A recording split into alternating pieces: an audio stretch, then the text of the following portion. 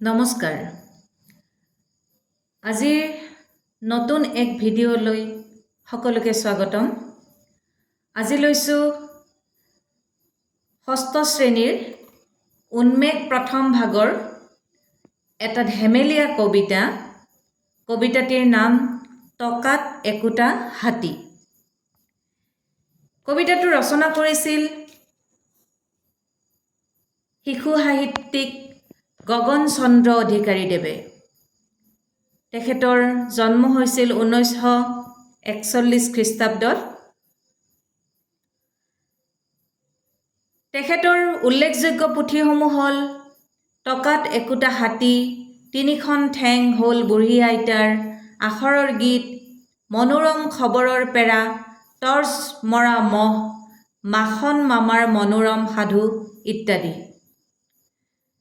তেখেতৰ টকাত একোটা হাতী নামৰ পুথিখনৰ বাবে 1982 খ্ৰীষ্টাব্দত অসম সাহিত্য সভাৰ প্ৰেমধৰ দত্ত সোঁৱৰণী বঁটা আৰু 1992 খ্ৰীষ্টাব্দত ৰ'দালিয়ে ৰ'দ অকণ দে পুথিখনৰ বাবে নেশ্যনেল বুক ট্ৰাষ্টৰ পৰা শ্ৰেষ্ঠ শিশু গ্ৰন্থৰ বঁটা লাভ কৰে।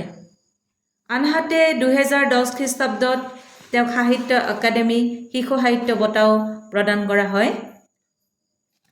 2020 খ্ৰীষ্টাব্দত তেখেতৰ দেহাৱসান ঘটে। কবিতাটো মই এবাৰ পাঠ কৰি দিছোঁ। বাবুলে আনিছে গৰম খবৰ, ক'লে ৰতনক, ভাই কিমান কিনিবা, একোটা টকাতে হাতীও একোটা পায়।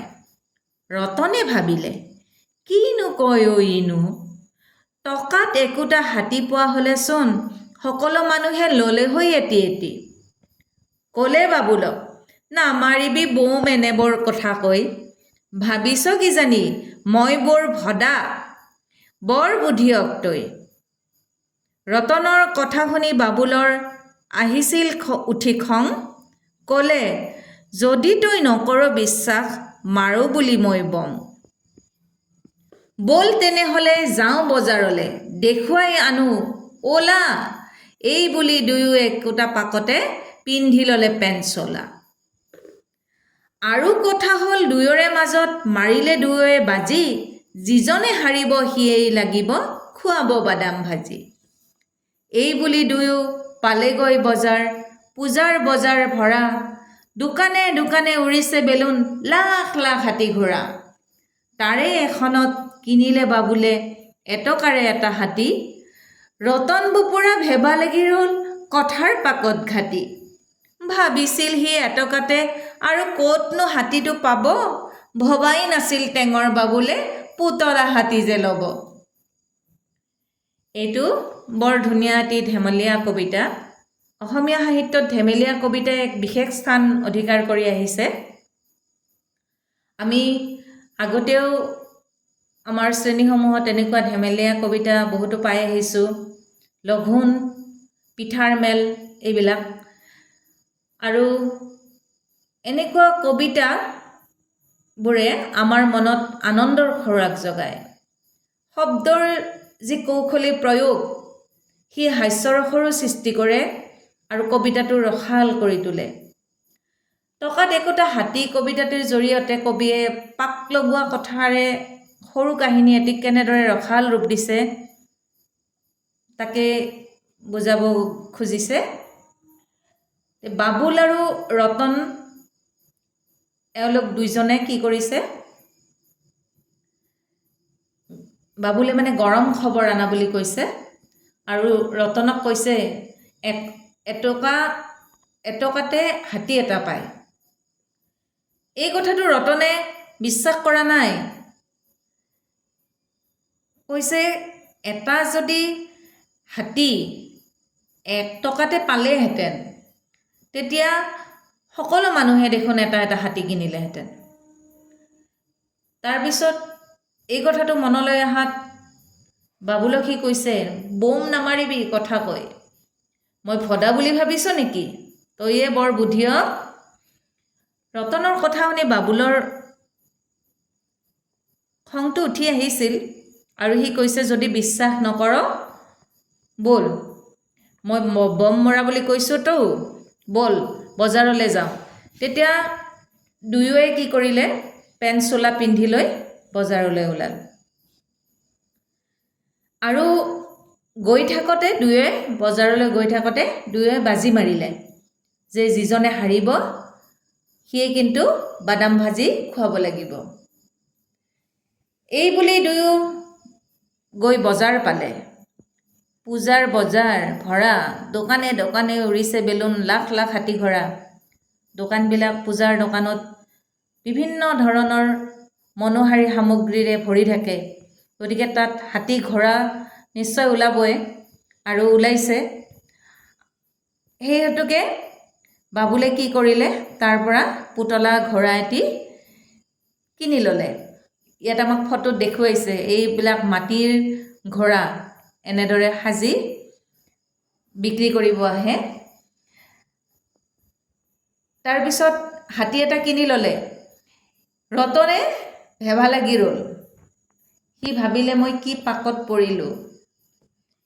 সি ভাবিছিল এটকাতে ক'তনো হাতী পাব, কিন্তু বাবুলে যে টেঙৰালি কৰি তাৰ পৰা বাদাম ভাজি খাব, সেয়া কথা সি গমেই পোৱা নাছিলে। এনেদৰে আমি বন্ধুবৰ্গৰ মাজত আমাৰ এনেকুৱা ধৰণৰ কথা বতৰা, যথেষ্ট ৰসাল কথা এনেকুৱা চলি থাকে। আৰু এইবিলাক কথা, এই ৰসাল কথাবিলাককে লৈ কবিয়ে সুন্দৰকৈ এটি কবিতা ৰচনা কৰিছে। বৰ সুন্দৰ ধেমেলীয়া কবিতা। এইটো তোমালোকে আবৃত্তি কৰিব পাৰা। মই এবাৰ আকৌ পঢ়ি দিছোঁ কেনেদৰে আবৃত্তি কৰিব লাগে কবিতাটি। টকাত একোটা হাতী, কবি গগন চন্দ্ৰ অধিকাৰী। বাবুলে আনিছে গৰম খবৰ, ক'লে ৰতনক, ভাই কিমান কিনিবা, একোটা টকাতে হাতীও একোটা পায়।